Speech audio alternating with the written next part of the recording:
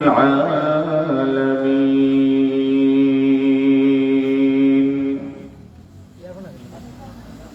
وقال رسول الله صلى الله عليه وسلم: إنما بعثت معلما.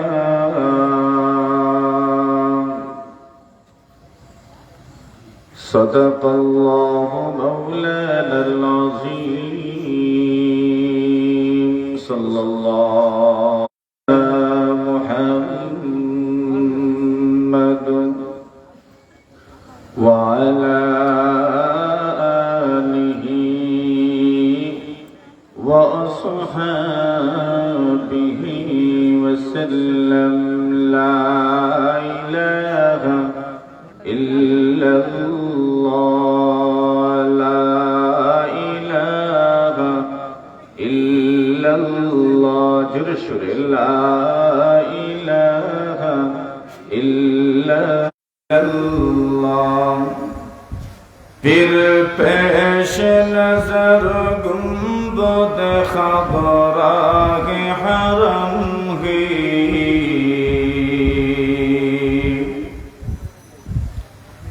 پھر پیش نظر گنبد خضراء حرم ہی، پھر نام خدا روضۂ جنت میں قدم ہی، پھر نام خدا، پھر شکر خدا سامنے محراب نبی، پھر سرگ میرا ابر تیرا نقش قدم ہی، پھر سرگ میرا ابر تیرا نقش قدم ہی.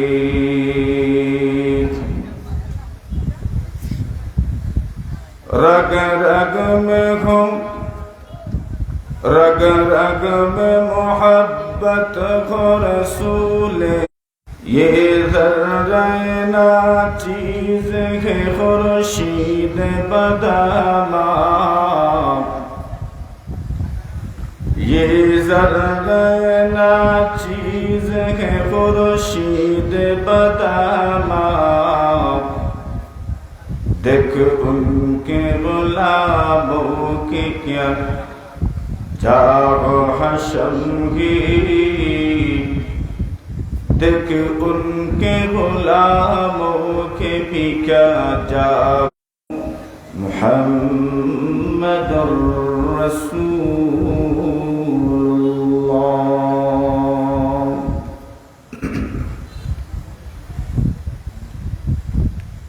অধ্যক্ষের এই নুরানি মজলিসের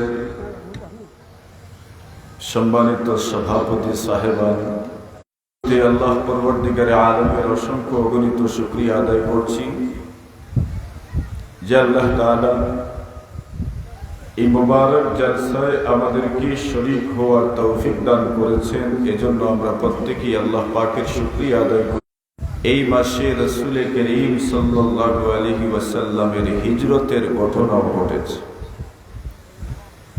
উল্লেখযোগ্য আরো অনেক ঘটনা আছে, তন্মধ্যে এই তিনটি ঘটনা তো রাসূল করিম সাল্লাল্লাহু আলাইহি ওয়াসাল্লামের জীবনের পেরেছি। এটা আল্লাহ তাআলার মেহেরবানি, তার দয়া এবং তার অনুগ্রহ ছাড়া আর কিছু নয়। আল্লাহ তাআলা আমাদের এই আসা যাওয়া ওঠা বসাকে কবুল ও মঞ্জুর করুন। আমরা সবাই কুটুম কি তো সবাই একমত না মনে হয়? কুটুমর কুটুম কিতা বিয়াইর বিয়াই মত বিয়াইর বিয়াই বিয়াই বিয়াইনর বিয়াইন কিতা বিয়াই, মানে কোন একদিকে যদি সম্পর্ক সাল্লাল্লাহু আলাইহি ওয়াসাল্লামের সম্পর্ক এটা দুনিয়াতেই শেষ হবে মনে হয় না পরকালেও থাকবে? এই বিশ্বাস আছে না আপনার? দুনিয়াতে দেখবেন সব মানুষই খানদানি মানুষ, সম্ভ্রান্ত ফ্যামিলির মানুষের সাথে সম্পর্ক স্থাপন করতেছে। কেন? দুনিয়ার লাভ, দুনিয়াতে ইজ্জত সম্মান। রাসূল করিম সাল্লাল্লাহু আলাইহি ওয়াসাল্লামের সাথে সম্পর্ক স্থাপন ওয়াসাবাবিন ইল্লা নাসাবি ওয়াসাবাবি। নবী আলাইহিস সালাতু ওয়াসসালাম ফরমান, এই দুনিয়াতে যত সম্পর্ক আছে, যত ধরনের সম্পর্ক আছে, সব একদিন শেষ হয়ে যাবে। দুনিয়ার বন্ধুত্ব পরকালে কাজে আসবে না। আল্লাহ রাসূল বলেন, ইল্লা নাসাবি ওয়া সাবাবি, ওয়া ফি রিওয়ায়াতিন ইল্লা নাসাবি ওয়া সিহরি। আল্লাহর নবী বলেন, আমার সাথে যাদের দুনিয়াবি সম্পর্ক থাকবে, যাদের বংশ সম্পর্ক থাকবে, আল্লাহ রাসূল বলেন, যাদের সাথে আমি নবীজির দাম্পত্য জীবনের সম্পর্ক থাকবে, শ্বশুর দামানদের সম্পর্ক থাকবে, আল্লাহ রাসূল বলেন, ওই সম্পর্কগুলো দুনিয়াতেই শেষ হবে না। ওই সম্পর্কের ওসিলায় হাসরের ময়দানেও আল্লাহ পরবর্তীকালে আলম আল্লাহর বান্দা বান্দির জন্য জান্নাত এবং নিষ্কৃতির নাজাতের ফয়সালা করে দিবেন। হযরত উমর রাদিয়াল্লাহু তাআলা চিন্তা করলেন, এতই যেহেতু গুরুত্বপূর্ণ সম্পর্ক, তাহলে রাসূলুল্লাহ তো আমার দামান হাফসা রাদিয়াল্লাহু তাআলা আনহা, হযরত উমর রাদিয়াল্লাহু তাআলা আনহুর মেয়ে এবং রাসূল সাল্লাল্লাহু আলাইহি ওয়াসাল্লামের স্ত্রী হযরত হাফসা রাদিয়াল্লাহু তাআলা আনহা। আল্লাহ রাসূল সাল্লাল্লাহু আলাইহি ওয়াসাল্লাম যখন আয়েশা সিদ্দিকা রাদিয়াল্লাহু তাআলা আনহাকে বিয়ে করলেন, আয়েশা হলেন কার মেয়ে? বলেন, জোরে বলে। আয়েশা কার মেয়ে? আবু বকরের মেয়ে। এখন আবু বকরের মেয়ে রাসূলের ঘরে উমর এবং আবু বকর সিদ্দিক রাদিয়াল্লাহু তাআলা আনহুর মধ্যে সব সময় আমলের প্রতিদ্বন্দ্বিতা থাকত। আমলের ক্ষেত্রে প্রতিদ্বন্দ্বিতা ভালো, আমলের ক্ষেত্রে প্রতিযোগিতা খুব ভালো কাজ। তো আবু বকর এবং ওমর রাদিয়াল্লাহু তাআলা আনহুমা, এই দুইজনের মধ্যে আমলের প্রতিদ্বন্দ্বিতা থাকত। এখন হযরত আবু বকরের মেয়ে আয়েশা সিদ্দিকা রাদিয়াল্লাহু তাআলা আনহা রাসূলুল্লাহর স্ত্রী হয়ে গেলেন। তো এই দৃষ্টিতে উমর একটু পিছনে পড়লেন কিনা? উমরের তো কোনো মেয়ে রাসূলের স্ত্রী নয়, কিন্তু আবু বকরের মেয়ে রাসূলের কি স্ত্রী। তো আবু বকরের ঘরের মর্যাদা এবং খানদানের মর্যাদা আর একটু বাড়লো কিনা? আর একটু বাড়লো। হযরত হাফসা রাদিয়াল্লাহু তাআলা আনহার প্রথম স্বামীর যখন ইন্তেকাল হয়ে গেল, তখন হযরত ওমর রাদিয়াল্লাহু তাআলা আনহু মেয়েকে বিয়ে করার জন্য আবু বকরকে প্রস্তাব দিলেন যে, আবু বকর, আমার মেয়ে হাফসা বিধবা, স্বামী মারা গেছেন, তুমি আমার মেয়েকে বিয়ে করে নাও। আবু বকর সিদ্দিক রাদিয়াল্লাহু তাআলা আনহু কোনো জবাব দিলেন না। হযরত ওমর রাদিয়াল্লাহু তাআলা আনহু উসমান রাদিয়াল্লাহু তাআলা আনহুকে গিয়ে বলেন, উসমান, আমার মেয়ে হাফসা বিধবা, তুমি আমার মেয়েকে বিয়ে করে নাও।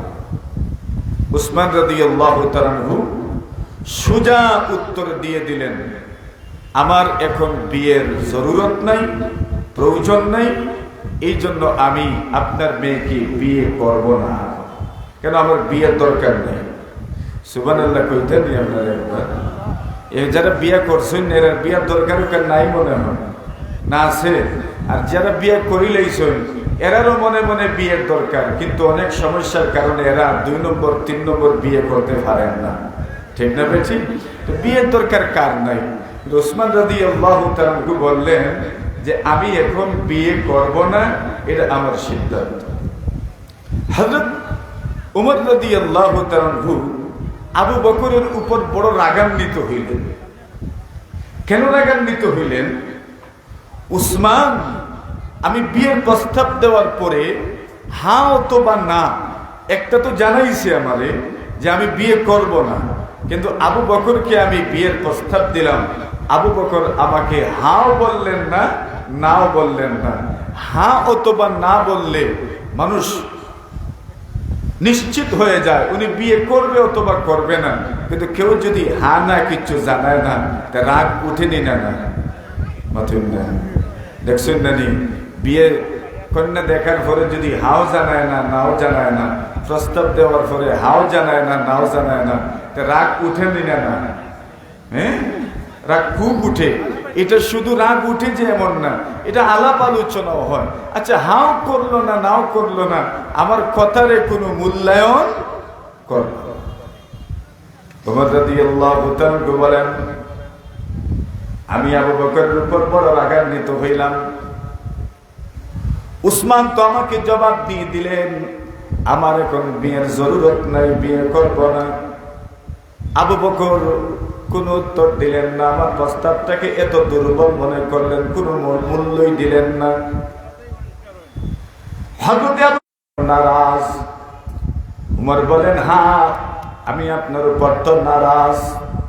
উমর বলেন, আমি আপনাকে উত্তর দেই নাই কেন? আমি রাসূল সাল্লাল্লাহু আলাইহি ওয়াসাল্লামের গোপন একটা সংবাদ আমার জানা ছিল, এই জন্য আমি আপনাকে উত্তর দেই নাই। কি গোপন সংবাদ আপনি জানেন? আপনি উমরের মেয়েকে বিয়ে করেন, খুব ভালো হবে। আমি যদিও আয়েশার আব্বা, কিন্তু তোমার মেয়েকে বিয়ে দেওয়ার ক্ষেত্রে আমি রাসূলকে প্রস্তাব নিয়েছি এবং আমি রাসূল সাল্লাল্লাহু আলাইহি ওয়াসাল্লামকে পরামর্শ দিয়েছি। আমার জানা আছে আল্লাহর নবীজি হাফসাকে বিয়ে করতে চান, এই জন্য তুমি প্রস্তাব দেওয়ার পরেও আমি হ্যাঁ অথবা না কিছু। সুবহানাল্লাহ। তো আমাদের কথা হইল আবু বকর এবং হযরত ওমর রাদিয়াল্লাহু তাআলা আনহু, এই দুইজনের মধ্যে প্রতিযোগিতা লেগে থাকতো।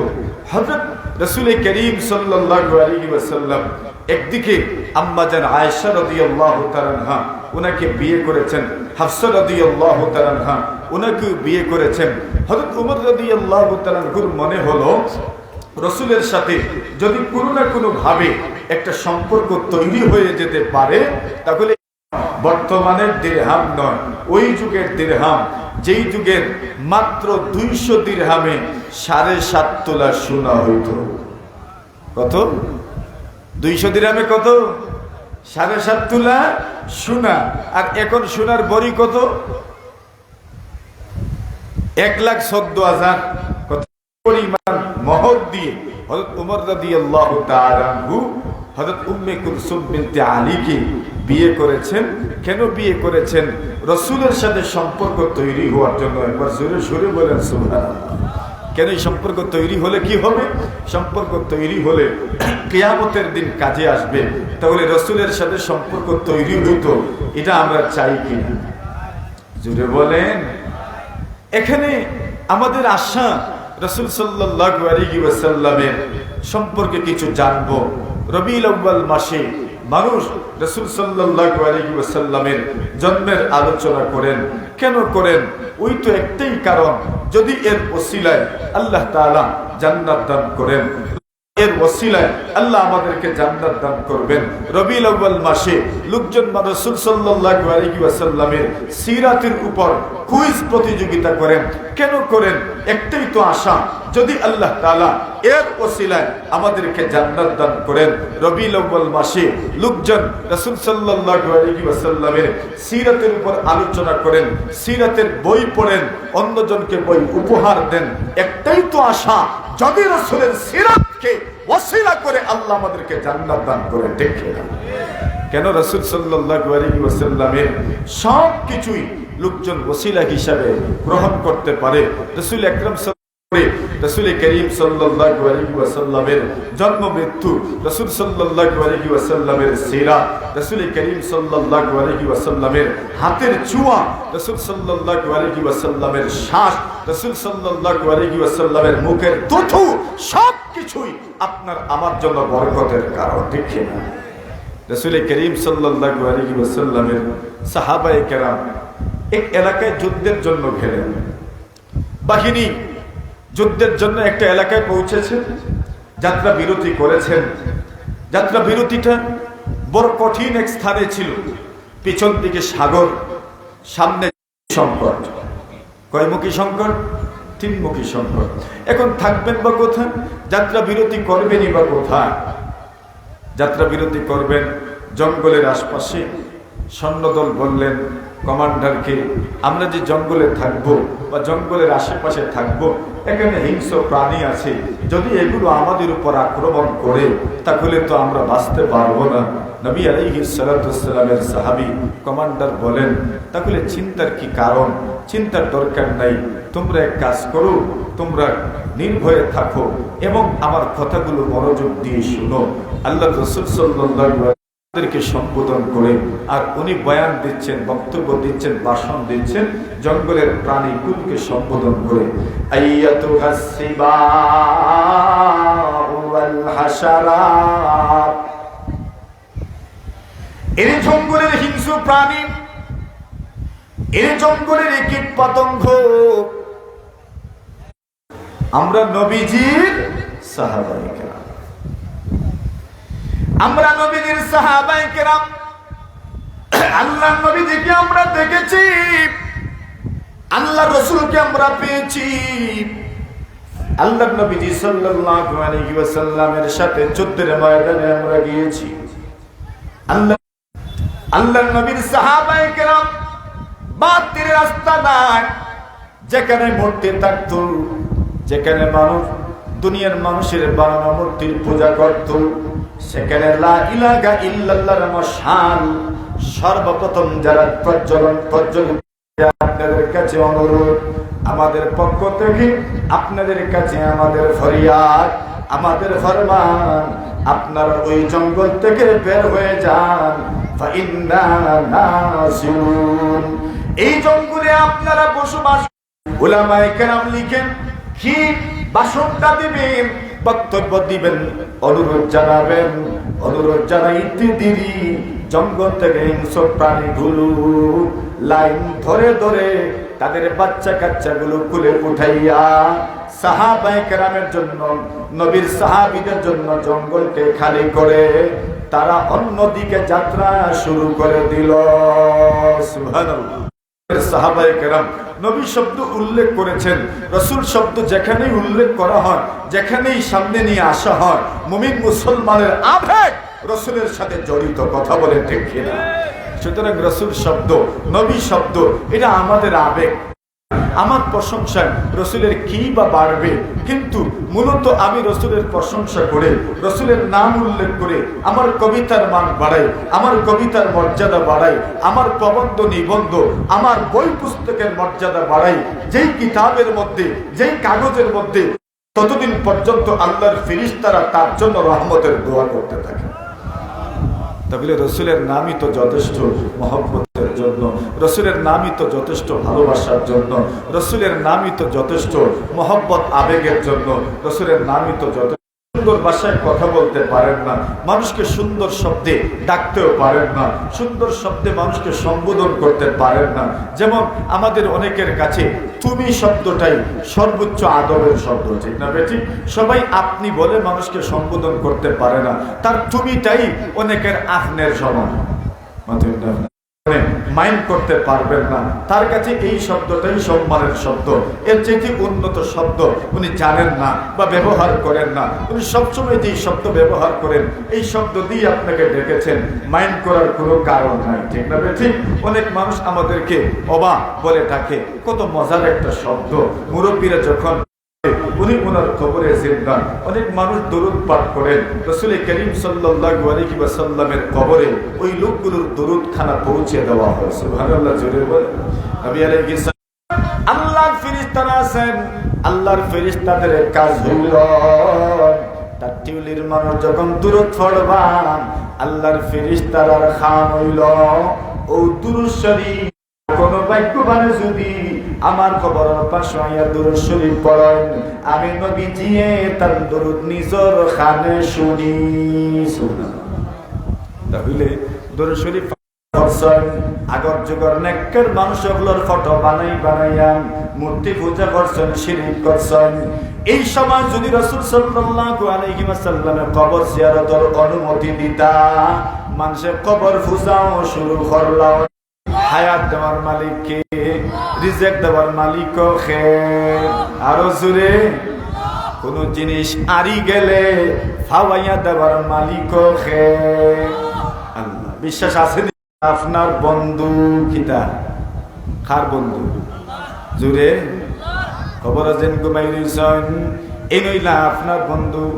ইন্নাহু হাবিবুল্লাহ। কার বন্ধু?